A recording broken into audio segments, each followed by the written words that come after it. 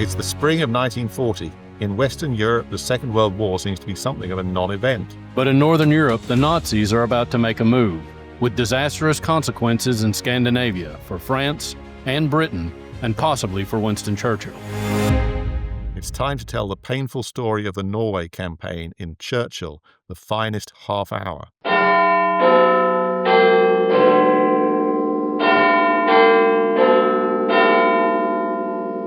Hello, I'm Richard Toye, and in this episode, my good friend Warren Dockter and I are going to be retelling the events of the spring of 1940, a period marked by military setbacks in Norway, a dramatic parliamentary debate that shook the British government, and the unexpected ascent of Winston Churchill to the British premiership.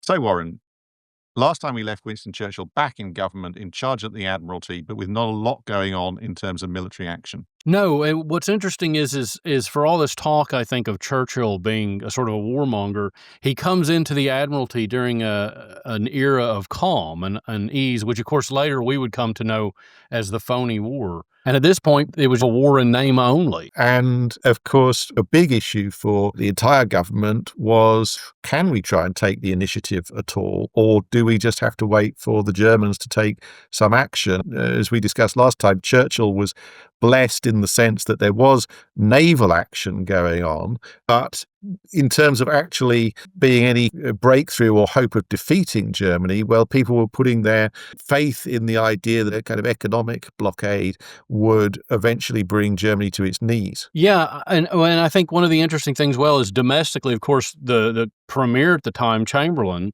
is seen as doing rather well, even once the war started. And as you mentioned, that this idea of a blockade crops up, and one of the things that I think probably caught Churchill's eye at the First Lord of the Admiralty was that Germany relied on Swedish ore, right? The iron that was coming out of Sweden, and as they continually built up the Luftwaffe and other elements of their military, that they would eventually have to guarantee that there would be this stuff coming in from Sweden. And in order to do that, in order to transport things from Sweden to Germany, it would more or less have to go via Norway.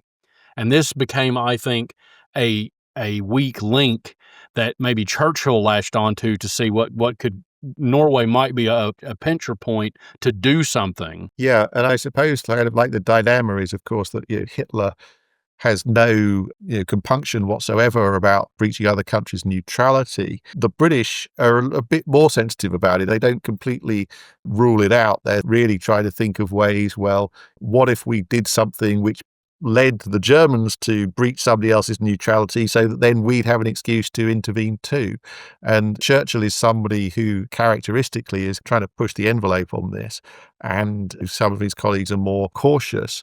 But I think it's fair to say that nobody in the British government has really got a brilliant plan of what to do next. And Churchill is working in a context where the government is not operating very effectively, actually. And this is Chamberlain's fault to a great degree, that he's got a penchant for doing reshuffles and moving a couple of people around to different government posts, almost as a substitute for action. So I think it is true that Churchill is constantly pressing to do more aggressive things, sometimes with decent strategy, sometimes not. Yeah, I agree with that entirely. I think that Churchill's the one aggravating to do anything because he thinks of himself as a man of action.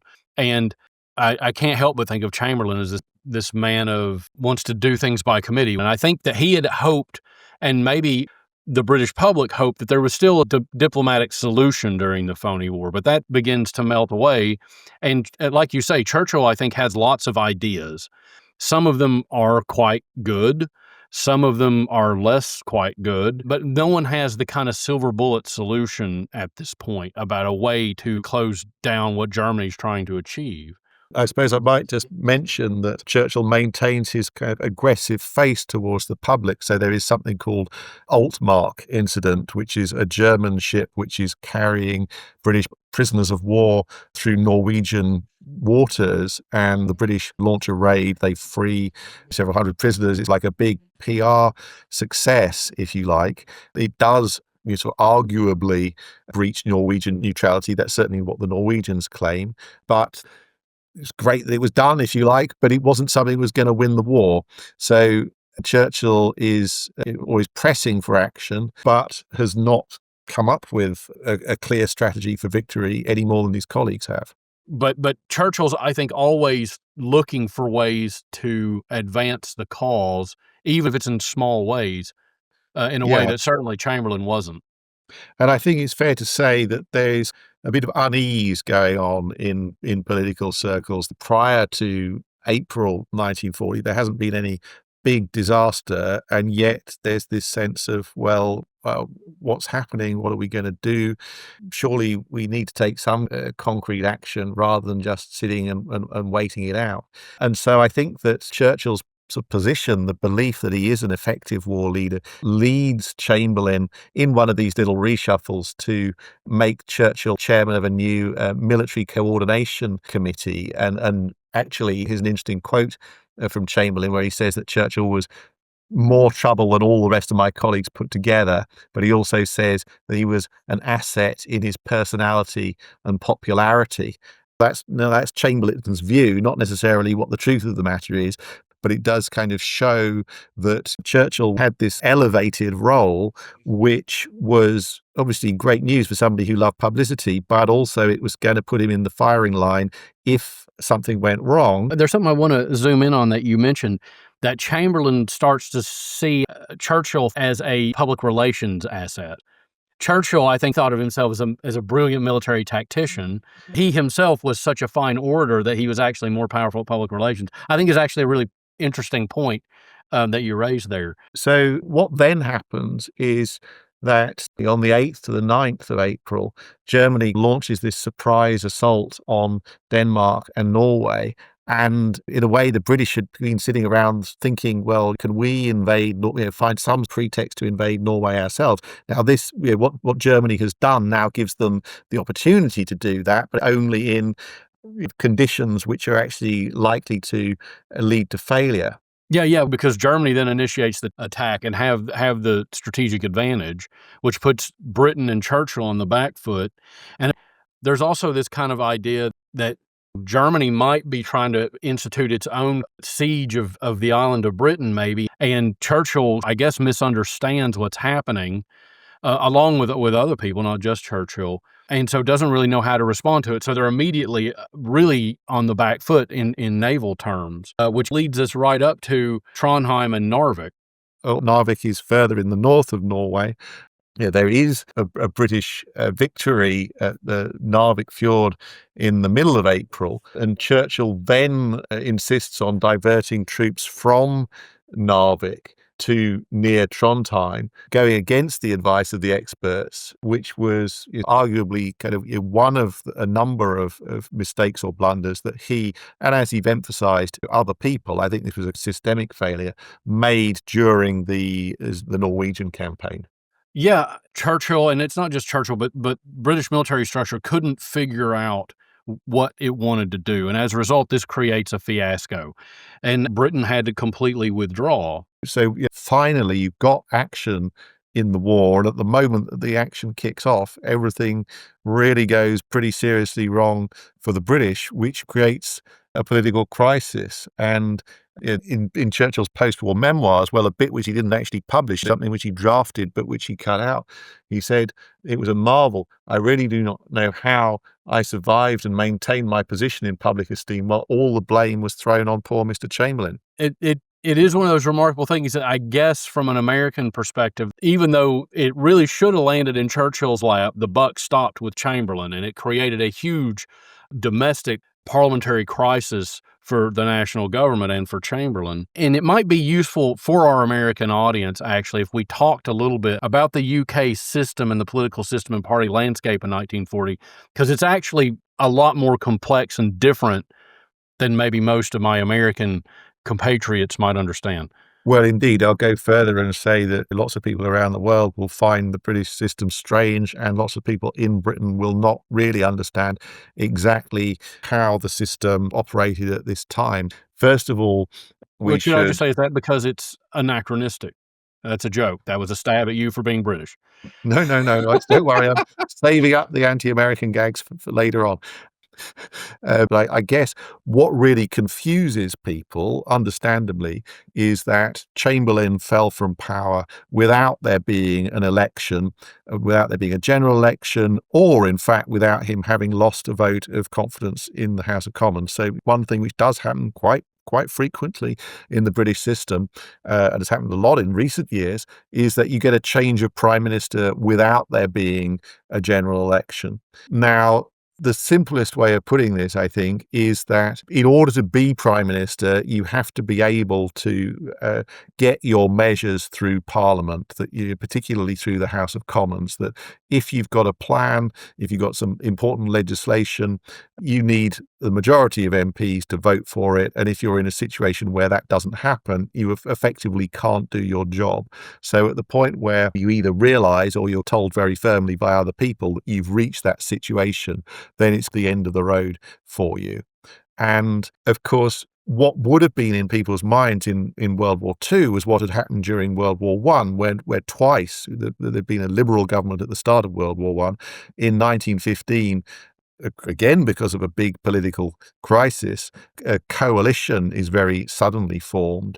And again, in 1916, a new coalition under David Lloyd George is formed. So the idea of a change of government or a change of prime minister in the middle of war is not an unfamiliar one. It's just so different. I just think it bears exploring. And it might be useful, Richard, if you looked at the different wings of the government in this, or the different parties, the different wings of the parties represented in the national government. Well, again, this is important because here we're using national government with a capital N, and this Yes. was in effect a coalition which had been formed in 1931. It did have a few Labour and Liberal representatives, but really this national term was a way of making what was in effect a conservative government, to give it a veneer of being more consensual or having a cross-party nature. Now, it had a very, very large number of MPs. Chamberlain had taken over from Stanley Baldwin as Prime Minister in 1937, and up until this point had been very effective in commanding his MPs, in getting through what he wanted, because he had this big majority. That obviously made things easier for him. But also, he was quite, far from being a weak figure, he was somebody who was willing to almost terrorize people who disagreed with him. So that if you disagreed with him on foreign policy in the 1930s, you were quite likely to face efforts, as Churchill did, to deselect you as an MP, to say that you couldn't run as a candidate again. And so Chamberlain is, even though he's not very effective at running the war effort, he's up until May 1940 got iron control over his party. Now, that is the context for the famous Norway debate, which takes place on 7th to 8th of May 1940, which paves the way for a dramatic change in Churchill's fortunes. And we're going to hear more about that after the break.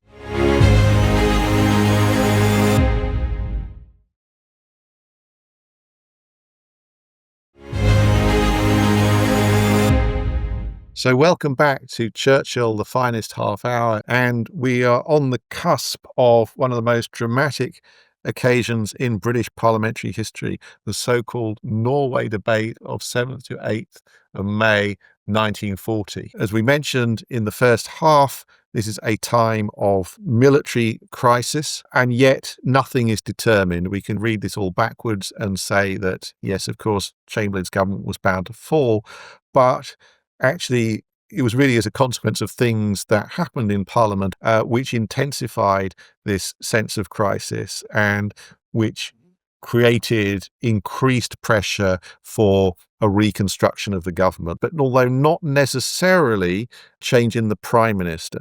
And this is one of those moments in history that those of us who are also political wonks just absolutely cherish studying, because it's such a dramatic moment in the history of Parliament.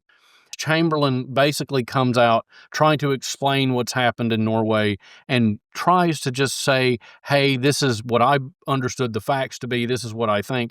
But he's repeatedly interrupted immediately Chamberlain starts getting heckles and people saying that he had missed the bus. He didn't know what was Well, going on. well, in fact, what he was facing was being reminded that he had said that Hitler had missed the bus, not long before the invasion of Norway. So Chamberlain had made this big speech where he say, well, Hitler has missed his opportunity. So that then people are taunting him with what was a faux pas or what now looked like a gaffe. Well, yeah, and one of the things that I think is remarkable is he's not only getting hit from opposing voices, but people in his own party. I mean, everyone's kind of winding up to take a bat at him. And as you say, Warren, Chamberlain is being taunted and heckled, but he makes a crucial rhetorical mistake because he says that he appeals to his friends in the House, meaning the MPs who support him.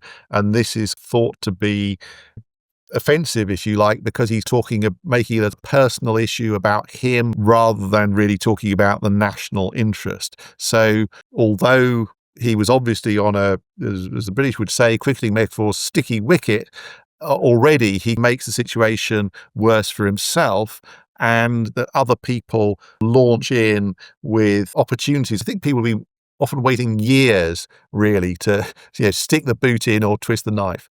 Well, it's like you said, he came up in Birmingham, Chamberlain did, and he was very good at running a political machine. And he had this tight control over the government for so long. And so once there was blood in the water, everybody came out and pounced, including the labor leader, Clement Attlee. I believe you've written a book on Clement Attlee. Indeed, I have. It is called Age of Hope, and it's available in many excellent bookshops. Attlee, he says something which is effective. He says people are saying that those mainly responsible for the conduct of affairs are men who have had an almost uninterrupted career of failure. Norway follows Czechoslovakia, so again, reference to the Munich crisis, and Poland, reference to Poland being overrun by the Germans in the autumn of 1939. Politicians in charge, the government, were always responding, always on the back foot, never taking the initiative, but there was always, things were always happening too late. And you mentioned earlier, prior to Clement Attlee, the idea that Chamberlain had appealed to his friends, which of course was slightly vulgar in the way of the day. But when I say that is, people started intervening against Chamberlain, but attacking leadership, which of course included Churchill. But they don't name Churchill or draw Churchill out specifically. They attack leadership, which of course again falls back on Chamberlain. And knowing that Churchill was the First Lord of the Admiralty at this time, the Admiral of the Fleet, Sir Roger Keyes, comes in, addresses the Parliament in full military regalia, right? He's got all of his medals. He looks extraordinarily powerful. And he attacks the system and he attacks Chamberlain, but he does not attack Churchill personally. Right. And right, so right. that tells you something, right? He's not criticizing his own boss. He sees that it's a larger failure of leadership outside of his own department. It's actually with Chamberlain. And there's a really interesting dynamic here because, of course, I think that Churchill has not been terminally discredited amongst these other MPs because there's got to be an alternative to Chamberlain. And it's not obvious that Lord Halifax, the Foreign Secretary, is necessarily going to be a better war prime minister. So in a way, if you want to get rid of Chamberlain, you don't want to discredit the person who's maybe best placed to replace him and run the war more effectively. Yeah, that's a really good point. There has to be a convincing alternative. But in order for that alternative to be in play, right, in Parliament, you need someone who's willing to really make the point that Chamberlain was in no position to lead anymore. So this leads us to my favorite intervention against Chamberlain, which is maybe one of the most famous ever on the actual floor of the House of Commons. And it was delivered by fellow Conservative MP and someone who had known Churchill's for years, Leo Amery. But he stood up on the floor and he references Oliver Cromwell in this, and he delivers this line. Directed to Chamberlain, it should be said. Yes, this is at Chamberlain. Yes. So he stands up on the floor, he interrupts Chamberlain, and he says, "You have sat too long here for any good you have been doing. Depart, I say, and let us have done with you. In the name of God, go." Yeah, that's powerful stuff, and people still reference that today. It was used against Boris Johnson not so long ago when he was Prime Minister. But I suppose what's remarkable is that a lot of parliamentary debates, if you had one intervention like that, then it would be, people would be, wow. But this is a debate where people keep coming up with these Nobody used the term zinger in 1940, but maybe it was a word just waiting to be invented. Maybe Amory's is the best, but there's another good one from David Lloyd George, who'd been prime minister during and after World War One. I mean, by this point, he's 77 years old. He's still an MP. Churchill stands up and intervenes, which is again something you're allowed to do in the House of Commons, and says, "Well, I take complete responsibility for the Admiralty and therefore everything that's gone wrong in Norway." And Lloyd George says, I'm going to attempt the accent here. He says, "The right honourable gentleman must not allow himself to be converted into an air raid shelter to keep the splinters from hitting his colleagues." So as long as Churchill loyally, this is really important, that Churchill consistently during this debate defends the government, defends Chamberlain, defends everything that has been done, which as long as he keeps doing that, then other people use that as an opportunity to say, well, actually, no, it isn't Churchill who is at fault. He's being loyal. He's trying to protect his colleagues. So for somebody Churchill's often seen as disloyal, this is actually a really good way in which he gets built up and helps him avoid some of this blame, which might otherwise have been heaped on him. And I just have to say, for the record, while your Churchill impersonation's a little questionable, your Lloyd George impersonation is impressive. Spot on. Thank you. So Churchill actually gives the so-called winding up speech, so the closing speech in the debate. Again, he defends the government. And then what is interesting is actually the government wins the vote, the division as it is called, by 281 votes to 200. And so again, if they won the vote, why would the Prime Minister have to resign? Why would things have to be changed? Well, the point is that the government's ordinary majority is 213. And so this is fallen dramatically. And historians argue about, well, did this make the fall of the government inevitable, or was it something which Chamberlain, had he played his cards right, would have been able to survive? My counterpoint to that is that he's 81 conservative votes down from where he should be, and that's nearly a third. It's not a full third, but it's nearly a third. It would be impossible to lord over party if a third of it is out. But having said that, I do agree with your point. If he had played his cards right, if he had been more astute, he's down, but he's not out. And he could have potentially gotten back up. But as we will see over the coming days, he can't. Right. So, I mean, things then move pretty quickly over the next 40 hours, really. And what really does for Chamberlain, I think, is that what he needs to do in this situation is to show that he still has got the confidence of the House of Commons. And that really requires him to bring in the Labour Party leaders. Again, this is where his past enmities really come back to bite him, because he despises the Labour Party and they really absolutely loathe him. And they've rejected an offer at the outbreak of war to come in and be part of the government, because they think that they won't get enough sufficiently important government jobs, and that therefore they'll be held responsible for the conduct of the war without really having enough influence over it.